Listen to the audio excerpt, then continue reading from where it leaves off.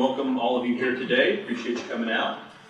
Again, my name is Adam Thier with the Precautionary Center. And while the topic of our talk today is on drones, Bitcoin, and 3D printing, regulating emerging technologies, I'm going to begin by offering an overview, sort of a high-level overview of what we regard as sort of the central fault line in debates about information technology policy, and for that matter, all technology policy in America and across the globe today, which is the debate between permissionless innovation versus the precautionary principle.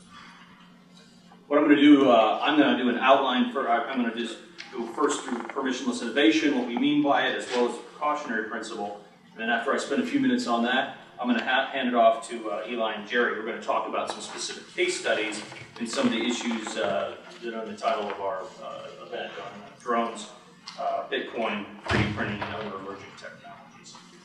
So first, what do we mean by permissionless innovation? Generally speaking, it's the general freedom to experiment and learn through trial and error experimentation.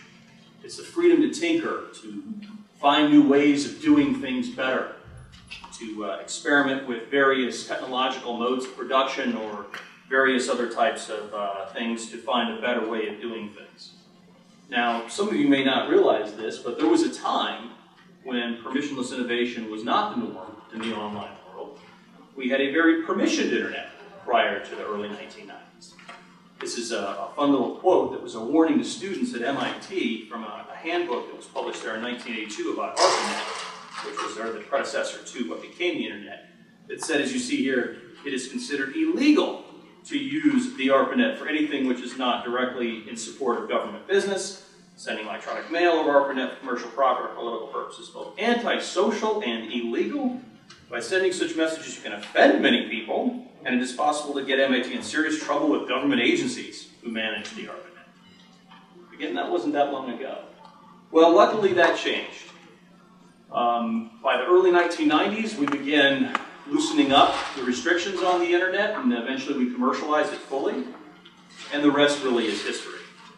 And this permissionless innovation norm that has since dominated over the past 2 decades has really been the sort of secret sauce that's powered the information age revolution. It's driven online entrepreneurialism, creativity, and innovation. And what we're going to argue here today is that we need that same revolutionary approach to all technology, whether we're talking about technology based on digital bits or on atoms, namely the industrial economy. So the problem is that there are some people who don't necessarily like the permissionless innovation ethos. They prefer instead the so-called precautionary principle. Precautionary principle, generally speaking, it's evolved out of the field of environmental and health and safety policy, refers to the idea of crafting public policies in such a way to control or limit new innovations until their creators can effectively prove that those inventions won't cause any harms or disruptions. You might think of this as a sort of better safe than to be sorry kind of principle or mentality that leads to what we call mother may I, permission-based forms of regulation by various officials and government bureaucracies. The important thing to remember here is that it is the opposite of permissionless innovation. The rationales for using the precautionary principle mindset, often in the field of information policy, are premised upon 3 rationales: safety and security, public morals, or child protection often, and third, privacy. You'll see these issues come up again and again in debates about information technology and all technology policies. Here's another way of looking at this debate and the tensions in it. The precautionary principle at the top is sort of a top-down approach to technological innovation. It's based on more prohibitionary types approaches of outright bans on technology or severe restrictions, or in the case of information on censorship. At the other end, what we prefer is the more permissionless innovation approach, sort of based on bottom-up approaches, being open to innovation, sort of a dynamic or dynamist view of the world that says it's better to adapt to new technologies and be resilient, learn how to be resilient to them. Somewhere in the middle there is permissioned innovation, which we get a lot of these days based upon anticipatory regulation, such as administrative mandates and restrictive defaults or even licensing requirements. and industry guidance. We see a lot of that sort of regulation flow out of the Federal Communications Commission these days, as well as the Federal Trade Commission. And we're starting to see that norm emerge on a lot of other fronts, and we're worried about it. Again, we prefer the bottom-up approach. But what about new risks? What about new concerns or dangers based on safety, security, whatever else, privacy? Well, we think there are better ways to respond to risk. We think, obviously, if you can educate people to know how to deal with these problems, to cope with these problems, that's one approach. We can empower people to take control of this matter and put it in their own hands, to better secure their systems, to make sure their kids are safe online, to protect their own privacy through empowering tools. New norms can develop in response to technologies, as they often have in the past. I don't know about you right now, but when I walk into my gym, I know that I could take a picture of somebody in a state of undress. That wouldn't be appropriate. And there, in fact, are norms sort of against it. Sometimes there's signs on the wall that say, don't bring your cell phones in the gym locker room. The same kind of norm can evolve and apply to many other types of technologies. We also have other norms regarding things like cameras more generally and where they're appropriately used. And then more generally, the better ways to respond to risk are through ongoing adaptation and self-regulation, both at the individual level, industry level, and other organization levels. Finally, as we need to apply legal standards, we need to remember we can rely upon existing standards or the simple rules that are already out there regarding enforcement of contracts, property rights, the tort system, and other targeted legal standards before we get to the idea of administrative regulation. Those are the more sort of bottom-up approaches for how to adapt to new technologies. But why not permission innovation?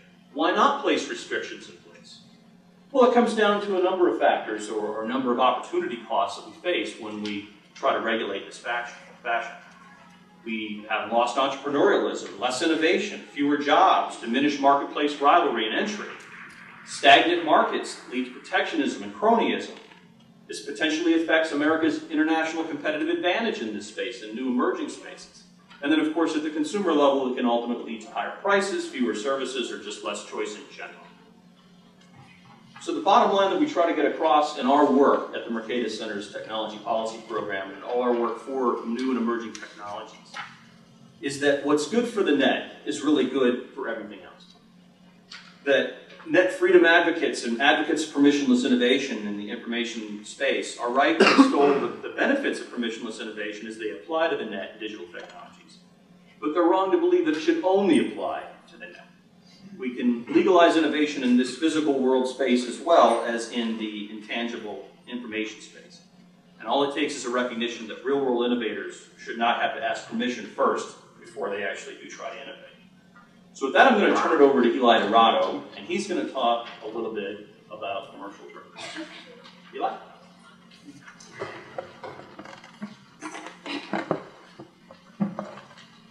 All right, so I want to clarify one thing. We're not saying you never have regulation. We start at the bottom that I brought up. And so when we talk about drones, we're not saying that there should never be regulation. It's just let's start with those other mechanisms. So when most people think about drones, they think about like flying death robots. But that's not what we're talking about here. We're talking about commercial drones. So it is currently illegal to operate a drone for profit in the United States. Commercial drones, it's like the internet in 1982. It's illegal to operate for profit. So you can today, you can go on Amazon and for $299, I believe, you can buy yourself a quadricopter that you can fly. And that is legal to do. You can take pictures with it. But if you happen to be a real estate agent and you want to use it to take an aerial photograph of some property that you're listing, that is illegal. So it's just a very arbitrary line that commercial use is illegal. Unfortunately, thanks to Congress, and you can all give yourself a hand, the FAA is required to integrate commercial drones into U.S. airspace by 2015. And they're working on those regulations now. I think they're a little bit behind schedule. But that's in process now. So we are going to hopefully see some commercial drones be used. So what could they be used for? What I think always captures people's imagination is the idea of the taco copter, right? So the idea of this product that people are talking about already is you pull out your cell phone. It's kind of like Uber, right? You just say, here's where I am. I would like a taco, please. And maybe you pay with Bitcoin, which Jerry will talk about soon. And out of the sky, a taco gets delivered to you. Why not, right? So the point is drones can carry things. Drones can solve the last mile delivery problem. Drones are substitutes for roads, actually. Anything that needs to be carried that is sort of high value to low weight ratio can be carried by a drone. This is really important in the developing world where there are a billion people who don't live, who are not connected to the road system, and there are entrepreneurs working on solving the problem of delivering prescription drugs to them. You can imagine for the elderly in the US, delivering prescription drugs would be a great application of drones. So drones can carry things. Drones are also likely to be really big in agriculture. That's actually one of the main use cases. It's going to really reduce the cost of food. They can be used to detect parasites and blights using sort of infrared photography. They can be used to spread pesticides if necessary. They can be used to monitor crops in a whole variety of ways. And that just means cheaper food for everybody at the grocery store. Freight. So drones are not just quadricopters. They can be big planes too. In fact, most commercial jets can fly themselves already, or for significant portions of the flight. And the real gain here is being able to redesign planes that don't need to carry humans on them. So they don't need to be as pressurized. They can be way more fuel efficient. They can have entirely new designs, fixed wing designs where packages go into the wings even. And that's going to reduce, FedEx estimates it's going to reduce their cost of freight, of air shipping, by a factor of 5. So if you think about what lower costs of shipping do to global commerce, to just domestic commerce, it's going to be revolutionary. And one that I'm really excited about is Google Loon. I don't know if you guys have heard about this, but Google is experimenting right now in New Zealand with a program of basically sending up these balloons into the stratosphere, 20,000 meters above the Earth. And they are basically like little satellites that sort of connect to each other and blanket an area with Wi-Fi, or with an internet connection anyway. It's not technically Wi-Fi. And so this is great for rural areas. They're testing it, as I said, in rural New Zealand, where it's just too expensive to have other forms of internet access. So anything that you can think of that we currently use communication satellites for, we could use drones for, and it's way cheaper and better in a lot of ways, because a geostationary satellite is 2,000 times further away than the stratosphere, than where these drones would be. So the ping times are lower, and it's just way cheaper to design a balloon than it is to design a satellite, which costs billions of dollars. And the key point is, we don't know what else yet. We do not know what other uses of drones there are going to be that are going to be completely revolutionary. And we don't want to cut those off. We don't want to assume that this is the list of things that are going to happen, and that's it. We want to give people room to experiment. So the first thing that people ask me when I start talking about drones and I get really excited is, well, what about safety? The sky's going to be like black with drones. They're going to crash. They're going to fall on people. People are going to die. Well, our answer is maybe instead of regulating before the fact, we have a system already for adjudicating disputes after the fact, and that's going to court. Right? We do this with auto accidents. If there's an accident, somebody gets hurt, God forbid they die, you go to court to adjudicate that dispute. So that can happen with drones as well.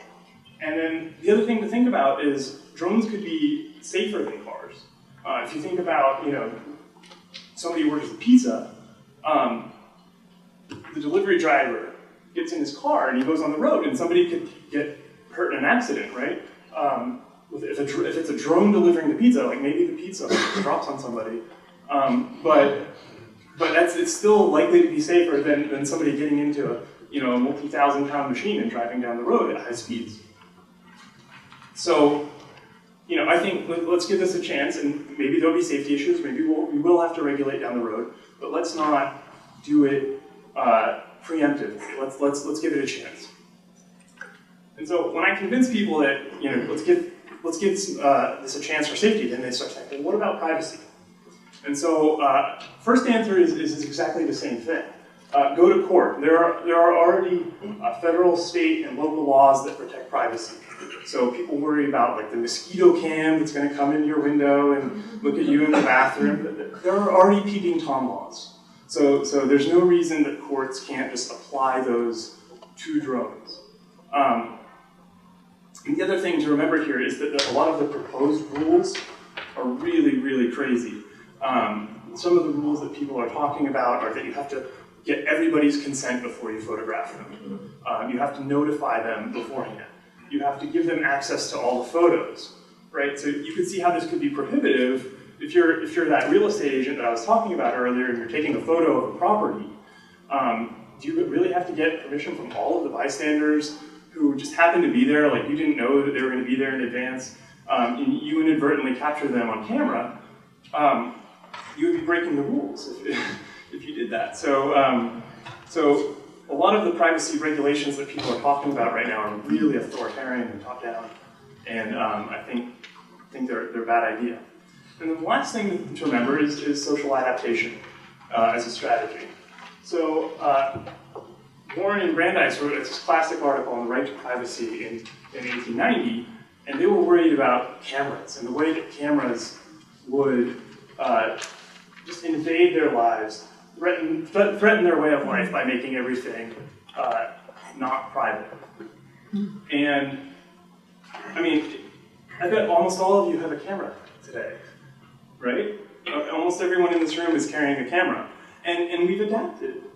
So if we've adapted to cameras, maybe we can adapt also to the privacy issues surrounding drones. Again, we should at least give it a chance. So I'll turn it over right now to my colleague Jerry Brito, and he will talk to you about Bitcoin.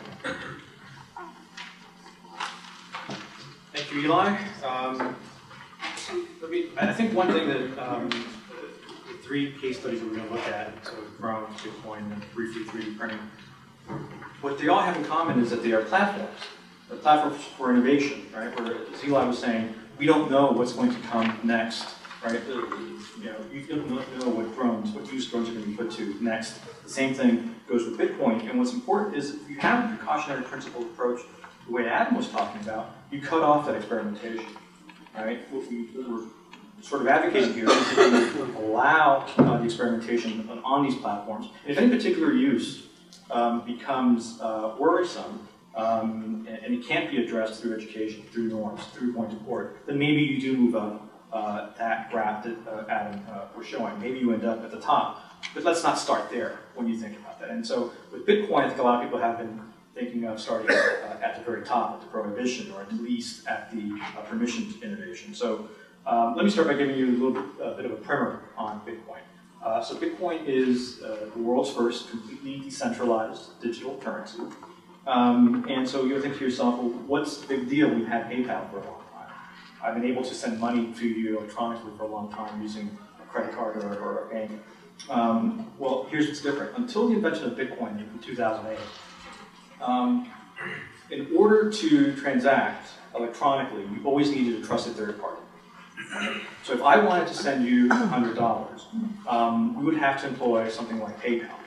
And what PayPal would do is that they would deduct $100 from me, my account, and add it to your account, right? And what that does is they basically have a ledger where they take it from one account, add it to the other, and that keeps track of all the money.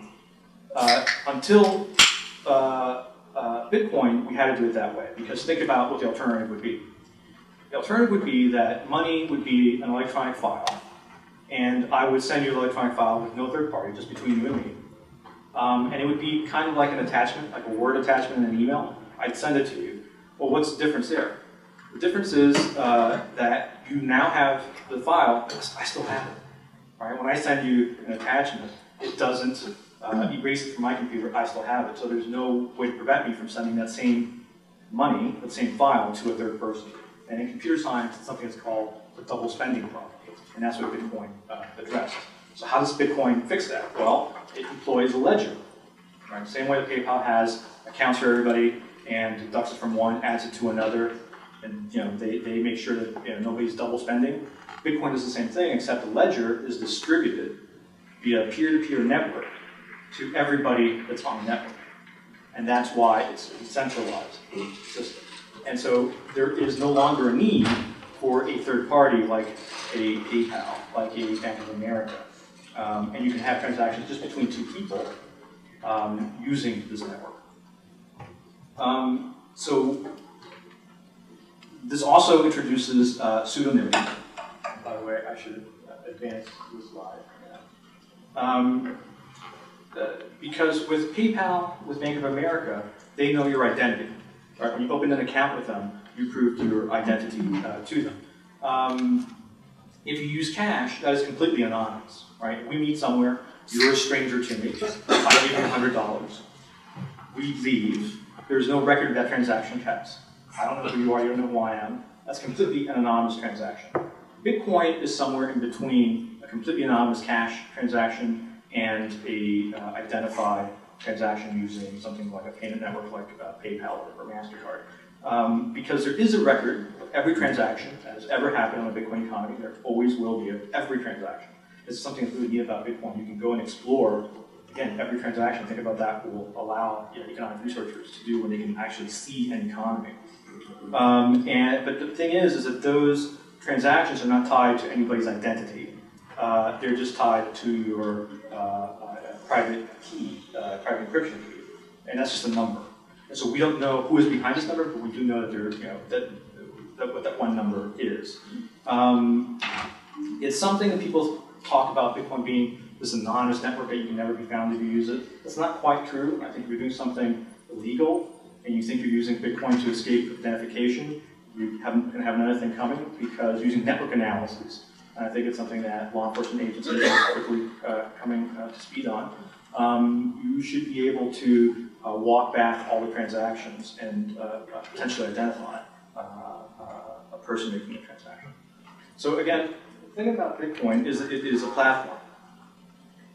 And it's got lots of benefits, right? So one is you don't need permission to use it, right? So if you are a small business and you want to accept credit cards, you want to accept cash, it's permissionless, right? You just accept cash. If you want to accept credit cards, you need to get permission.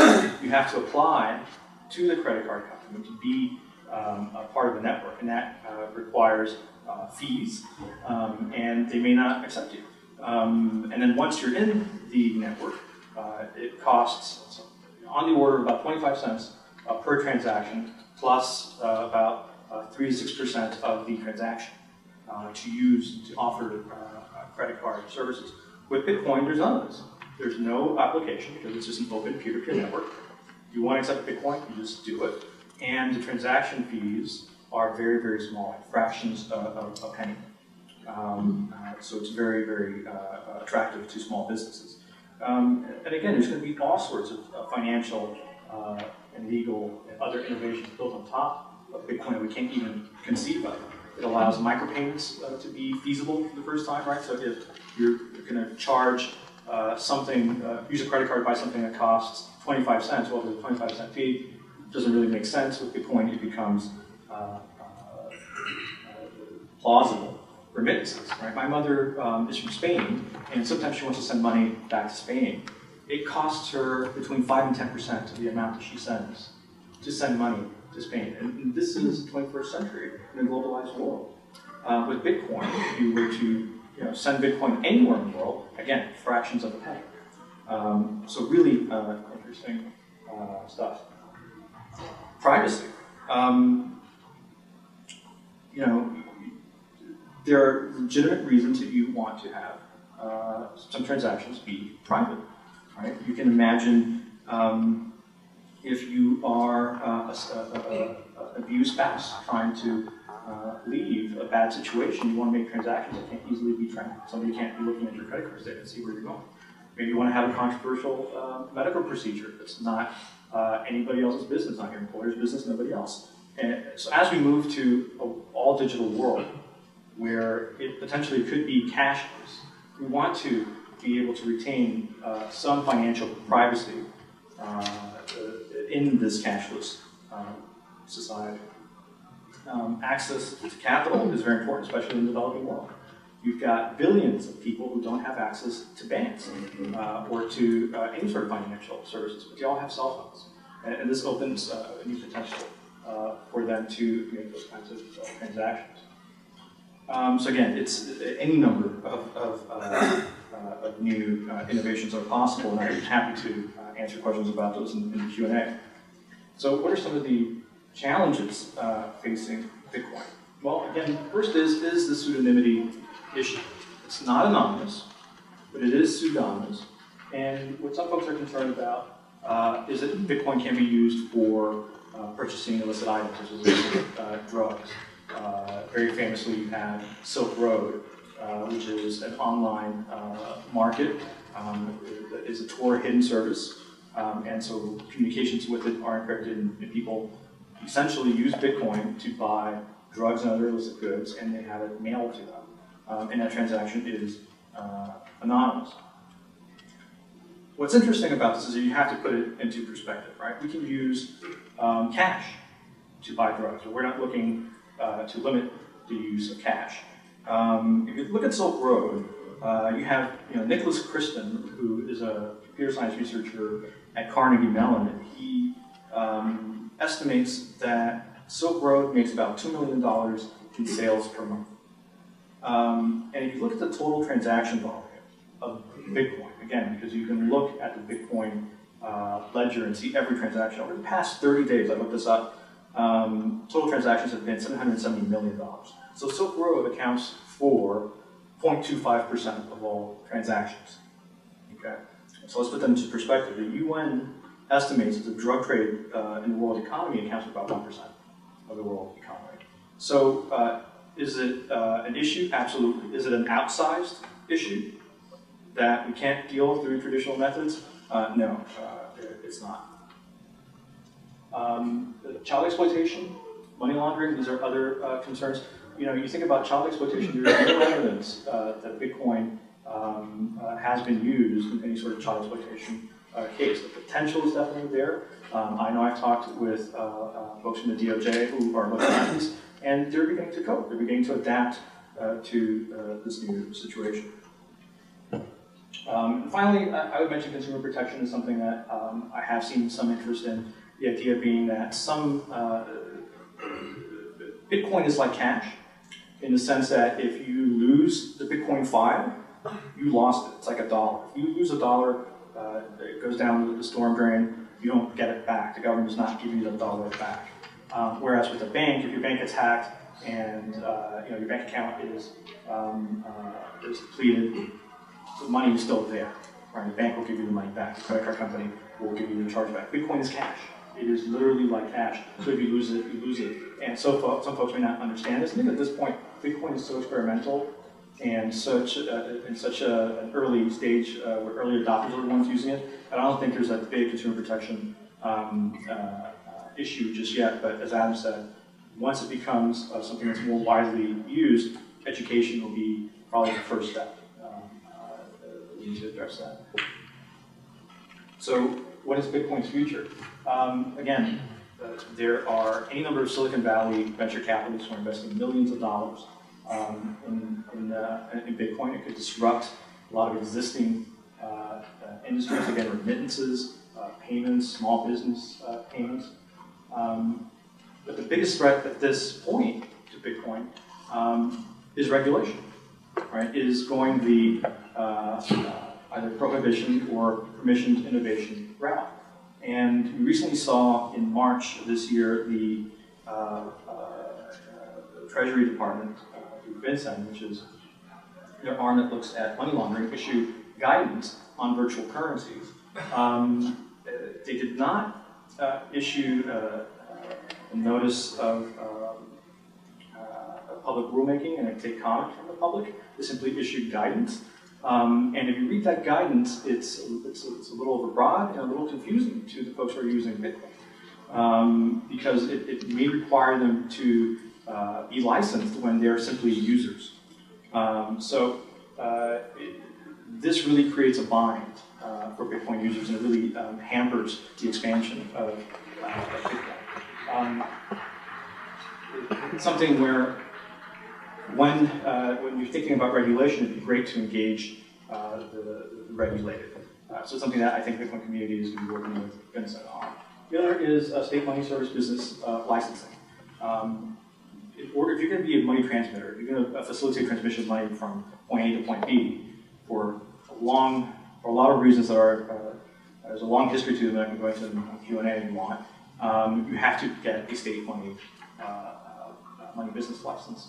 And this takes a lot of time and a lot of money. If you're trying to start a small startup that is Bitcoin oriented, you might be prevented from doing that because of this, these onerous regulations. So, with that, we're going to turn to 3D printing. Basically, they're running out of time, so we're going to go over this a little bit quickly. Again, it's a platform. We don't know what it's going to be used for. It enables a number of new applications that we can't think about today. But I'll tell you what we do know is that it allows for innovation through prototyping and through small batches. So if you think about what it took, you had an idea for a product just a couple decades ago, what it would take for you to get that product to market. Well, you would have to have a product that would be popular enough to make it in large quantities, right? Because if you tooled up a factory to make a product, you needed to make sure that it would pay for itself and pay for that tooling of that factory. So you'd have to have a product that would require lots of, that would generate lots of sales. You have to have a product that was popular enough for retailers to carry, right? Because if you didn't get to retail stores, how are consumers going to get access to it? And you'd have to have a product that's popular enough for people to find you through advertising. And 3D print does away with a lot of this. You can have a product, one that you can prototype, you can demonstrate its value, and then maybe others will pick it up. Or you can just create products in small batches. And through the internet and through sort of crowdfunding like Kickstarter, you could really get this going. You can also think about the environmental benefits of 3D printing, right? If you don't have all the transportation costs, you save that last mile issue, it's really beneficial to the environment. But again, with the benefits come the challenges. And the two that I'm sure you're aware about is number one, the fact that you could probably print dangerous items using 3D printing, the most obvious being guns. Of course, guns are readily available in the United States, but nevertheless there is concern about this. In fact, I know that Senator Schumer and Senator Nelson recently called for, quote, a ban in the U.S. specifically on the design, manufacture, sale, import, export, and possession of 3D plastic guns. This is going to be really interesting as we move to this, right? So you can see that the instinct is to immediately ban. When you start thinking about the consequences, it proposes to banning the design. Well, there's First Amendment considerations associated with that. So again, if we start from a bottom-up approach and we see what are the consequences, we might get to the outright prohibition. We might find that some of our existing gun laws would apply just as well to 3D printing. And piracy is going to be similar, right? A lot of manufacturers, a lot of trademark owners are probably concerned right now that instead of going to the store and buying a branded product, somebody might just print off a bootleg one. And that's certainly a concern. You have to think about, for example, the experience of the movie industry with VCRs. In the early 80s, when VCRs were first being introduced, the movie industry sued to have VCRs banned, or at least have the recording function on VCRs banned, essentially banning VCRs. And went all the way to the Supreme Court, and luckily the Supreme Court said no, there are any number of non-infringing uses for VCRs. VCRs can be allowed. And it turns out that this was the best thing that could ever happen to the movie industry, because home movies became their biggest profit center, their biggest part of their business was selling home movies and renting home movies.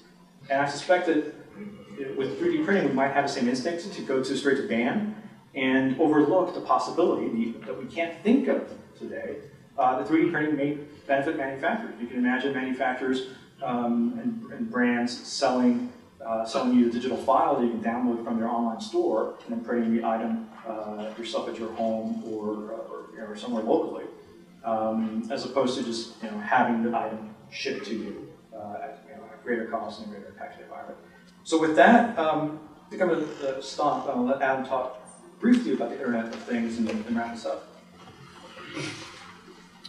Yeah, we're going to go to Q&A just in 1 second here, but I'll just conclude by noting that the model that we've developed here today and the discussion you've heard about these specific technologies is again applicable across the technology landscape, and that permissionless innovation can really be the future to a lot of what's going to drive the future of our economy here in the United States and across the globe, from driverless cars, autonomous vehicles, smart transportation technologies, wearable computing technologies, smart energy, smart grids, geolocation, biometrics, robotics, nanotechnology.